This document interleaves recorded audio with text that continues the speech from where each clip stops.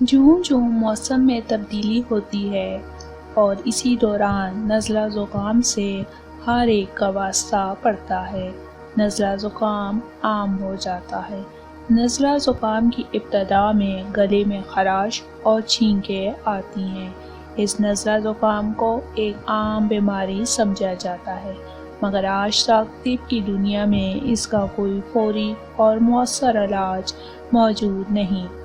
اگر آپ کو نزلہ زکام ہو گیا ہو یا نزلہ زکام کی ابتدا ہو تو ہماری ویڈیو میں بتائے گئے نسخے پر عمل کریں اور آپ کو فوری آرام آ جائے گا۔ اس نسخے کے لیے آپ نے 1.5 کپ پانی لینا ہے اور اس میں آدھے انچ کے 2 یا 3 ٹکڑے ادرک اور چھوٹا سا ٹکڑا دار چینی لے کر پانی میں جوش دیں۔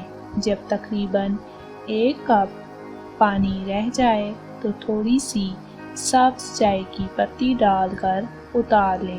3-4 منٹ کے بعد کپ میں چھان کر شہد 2 چمچ ڈال کر پئیں۔ انشاءاللہ ناک سے پانی بہنا بند ہو جائے گا اور گلے میں واضح فرق محسوس ہوگا۔ یہ چائے 3-4 دن تک صبح شام لیں، انشاءاللہ کسی دوائی کی نوبت نہیں آئے گی۔